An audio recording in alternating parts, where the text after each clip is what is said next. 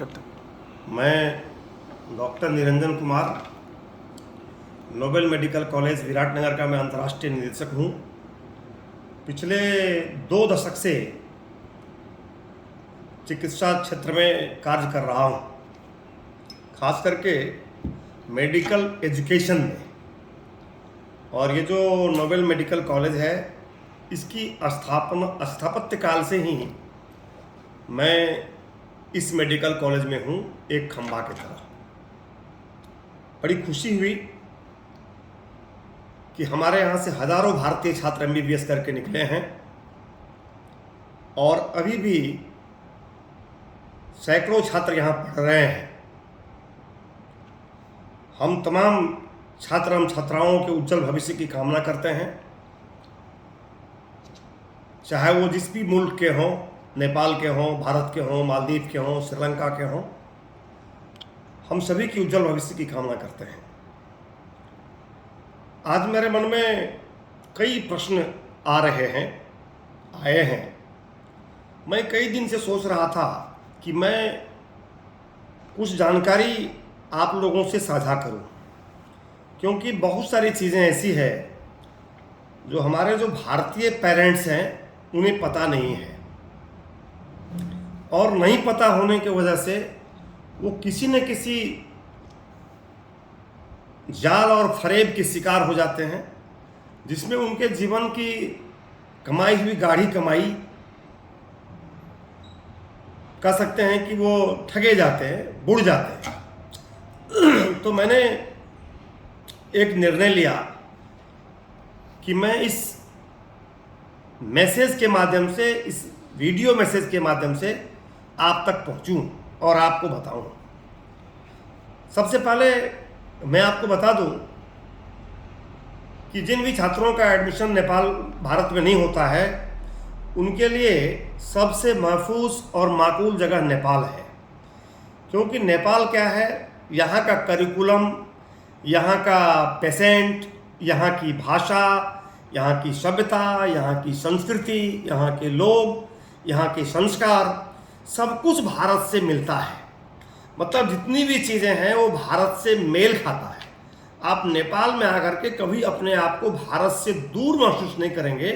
आपको लगेगा कि आप नेपाल में हैं, खास करके जब आप तराई में रहते हैं। तब जब आप बिहार से सटे हुए भूभाग में आते हैं, उत्तर प्रदेश के भूभाग में आते हैं, सटे हुए भूभाग में, या फिर आप पश्चिम बंगाल के बॉर्डर में आते हैं, तो ये जो एक प्रदेश है, तराई प्रदेश, यहाँ तो आपको लगेगा कि आप अपने घर आ गए हैं, कोई फर्क ही नहीं बुझाता है। और यहाँ के लोग इतने शांति प्रिय हैं, इतने मृदुभाषी हैं, और कह सकते हैं कि इन लोगों की जो संस्कृति है, सभ्यता है, वो बिल्कुल आप ही की तरह है। फिर पहाड़ में भी जो लोग हैं रहते हैं, वो लोग भी बिल्कुल भारतीय लोगों की तरह ही सोच उनकी है। वो भी कह सकते हैं कि वो भी हमारे आर्यन देश के लोग हैं, और कोई अंतर नहीं है दोनों देश में सांस्कृतिक रूप से। तो यह एक समानता है, भौगोलिक सीमा है हमारे बीच में, लेकिन सांस्कृतिक सीमाएं नहीं है। हम सांस्कृतिक रूप से एक ही तरह के देश के लोग हैं। तो इसलिए मैं चाहता हूं कि भारत में जिन बच्चों का एडमिशन नहीं हो रहा है वो नेपाल आ सकते हैं। हाँ, अब कैसे आ सकते हैं? सबसे पहले मैं जानकारी दे दूं, नेपाल में जो मेडिकल कॉलेजों की संख्या है वो करीब 20 है। उसमें करीब 5 मेडिकल कॉलेज सरकार के हैं, बाकी मेडिकल कॉलेज प्राइवेट हैं। यहाँ पर 2 बड़े विश्वविद्यालय हैं, त्रिभुवन विश्वविद्यालय और काठमांडू विश्वविद्यालय। काठमांडू विश्वविद्यालय प्राइवेट विश्वविद्यालय है, लेकिन मेडिकल सेक्टर में यहाँ का सबसे उत्कृष्ट विश्वविद्यालय में से है, जिसके पास में करीब 10 मेडिकल कॉलेज हैं।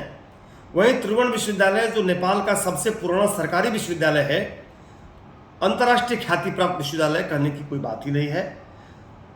और उसके बाद डीम्ड यूनिवर्सिटी है, जो आपको भारत सरकार के द्वारा बनाए गए BP Corolla institute of health science है। इन्हीं जगहों पर MBBS की पढ़ाई होती है।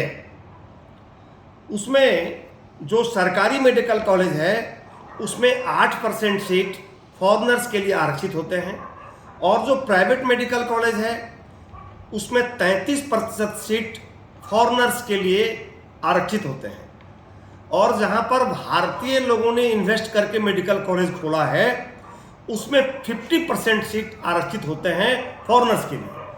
तो आपके मन में आया होगा भारतीय कितने कॉलेज हैं? यहाँ पर सिर्फ एक मेडिकल कॉलेज बच गया है अभी जिसमें भारतीय इन्वेस्टमेंट है। पिछले साल तक मणिपाल भी था, लेकिन मणिपाल वालों ने भी यहाँ पर एक नेपाली बिजनेसमैन को बेच करके वो भी चले गए भारत। नाम मणिपाल जरूर है, लेकिन वह भी अब नेपालीकरण हो गया। तो इस तरह से नेपाल में कुल मेडिकल सीट्स की संख्या फॉरेनर के लिए 560 के आसपास में है। अब रह गई बात कि वो जो 560 है उसमें नामांकन कैसे हो, तो ये भी जानना आपके लिए बड़ी जरूरी है। सबसे पहले नामांकन की जो प्रक्रिया है वो जान लीजिए। दो तरह से यहाँ नामांकन होते हैं। एक जो हमारा नेपाल सरकार का ऐन है, संविधान है, और जो हमारी संस्था है देश की सरकार की, नेपाल सरकार की नेपाल चिकित्सा शिक्षा आयोग, उसने तय करी है कि एक कॉमन एंट्रेंस टेस्ट होगा 200 नंबर का, जिसमें कि देश के बच्चे भी बैठेंगे और विदेश के बैठेंगे। और उसमें जो बच्चे क्वालिफाई होंगे, विदेश के बच्चे या देश के भी, उनको उनके मार्क्स के आधार पर काउंसलिंग करके उनको मेडिकल कॉलेज आरक्षित किया जाएगा। उनको मेडिकल कॉलेज में दाखिला मिलेगा काउंसलिंग करने के बाद। लेकिन वो जो एग्जामिनेशन है वह कॉमन एंट्रेंस टेस्ट है। उसमें देश के बच्चे भी विदेश के बच्चे भी बैठेंगे और उसको क्वालिफाई करेंगे। बिल्कुल नीट के तरह है, यहाँ पर भी 50% पास मार्क्स है। अब जहाँ तक सिलेक्शन हो जाए, 560 नंबर विदेशी के लिए है। अगर 560 बच्चे उसी एग्जामिनेशन से चले आएंगे तो 560 सीट फुल हो गया। दूसरा है, यदि उस एग्जामिनेशन से विदेशी का सीट फुल नहीं होता है तो यहीं पर हमारे चिकित्सा आयोग के जो दूसरे नियम हैं वो कहते हैं कि जो भी विदेशी देश, जो भी दूसरा देश है, वहाँ में अगर कोई राष्ट्रीय प्रतियोगी परीक्षा होता है, जैसे आपके यहाँ नीट होता है भारत में, और वो क्वालिफाई करके कोई बच्चे नेपाल आते हैं तो वो नीट के आधार पर भी फॉर्म भर सकते हैं। और अगर एग्जामिनेशन से सीट बच जाती है तो नीट वाले को उसकी मार्क्स की वरीयता सूची के आधार पर मेडिकल कॉलेज उनको मिल सकता है, नामांकन उनको किया जा सकता है। ये दो तरीके हैं।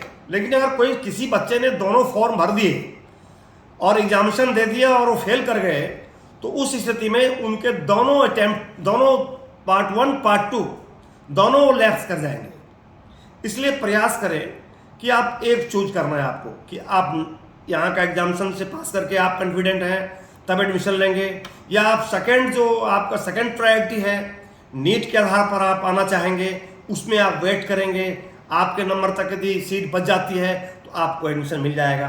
लेकिन याद रखिएगा, जो बच्चा यहाँ के कॉमन एंट्रेंस टेस्ट क्वालिफाई करेगा, नीट में अगर उसको सिर्फ क्वालिफाई मार्क्स भी है तो उस बच्चे को प्रायोरिटी 1 में फर्स्ट एडमिशन मिलेगा। अगर आपको नीट में 600 नंबर भी है और नीट के आधार पर अप्लाई किए हैं आप, तो आपको वरीयता सूची में नंबर 2 पर आप हैं, फर्स्ट वरीयता सूची में एग्जामिनेशन वाले बच्चे होंगे। ये मैं आप लोगों को बताना चाह रहा हूँ, मेरा बहुत दिन से मेरे मन में आ रहा था। एक दूसरी बात मैं बता दूँ, आप नेपाल में पढ़ें या इंडिया में पढ़ें, भारत सरकार ने नेक्स्ट लागू कर दिया है। वो नेशनल एग्जिट टेस्ट है, उसमें आपको बैठना ही पड़ेगा। उसमें एक बात क्या आ रहा है, लोग बोलते हैं कि 54 महीने, फिर कहते हैं 12 महीने। बिल्कुल सही बात है, वो करीब करीब 66 महीने हो जाते हैं। नेपाल की करिकुलम और भारत की करिकुलम बिल्कुल समान रूप से है, बुक भी वही है। इसीलिए नेपाल में अगर आप पढ़ते हैं तो जैसे आप भारत में पढ़ते हैं उसी तरह की व्यवस्था आपको नेपाल में है। और मुझे लगता है यहाँ भी आपको इंटर्नशिप करना पड़ेगा 12 महीने, जब आपके 4.5 साल के MBBS कोर्स खत्म होंगे तो, जैसे भारत में होता है। उसके बाद जो भारत सरकार की व्यवस्था है उसमें आपको जानी होगी। अब अन्य देशों की बात हम नहीं करेंगे, हम फिलहाल अपने मित्र राष्ट्र नेपाल और भारत की बात कर रहे हैं। अहम बात है कि आपको कॉलेज चयन करना है। तो चयन करना भी आपके हाथ में नहीं है। चयन करना है आपको आपके मार्क्स के आधार पर। कॉलेज कहाँ पढ़ेंगे वो हमारा जो आयोग है वो तय करेगा, आप तय नहीं कर सकते हैं। या बाजार में जो एजेंट घूम रहे हैं वो तय नहीं कर सकता, वो झूठ बोलते हैं। आयोग के साइट पर जाके देखिए, बिल्कुल नीट के तरह हमारे देश का नेपाल का भी आयोग काम करती है।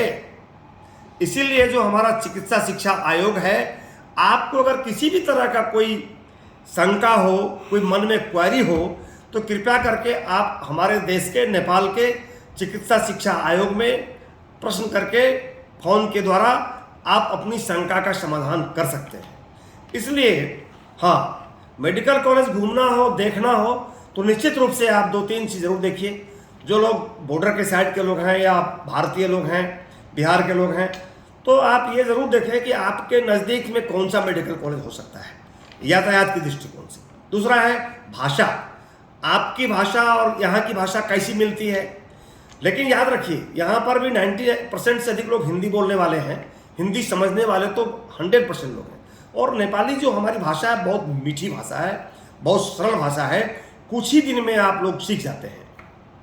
एक तीसरी बात है, जब आप इंटर्नशिप में जाते हैं तो आपको पेशेंट से आपका परिचय होता है। तो पेशेंट की भाषा हिंदी, मैथिली, नेपाली, जो कि भारतीय लोगों की भी भाषा है, तो आपको उनके साथ में कन्वर्सेशन करने में कोई दिक्कत नहीं होगी।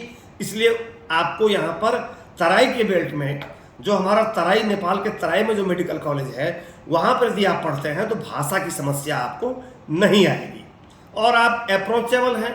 सड़क मार्ग से, रोड मार्ग से आप क्या कहते हैं कि ट्रेन के रास्ते आराम से बॉर्डर के जगहों पर पहुँच सकते हैं। तीसरा है नंबर ऑफ पेशेंट।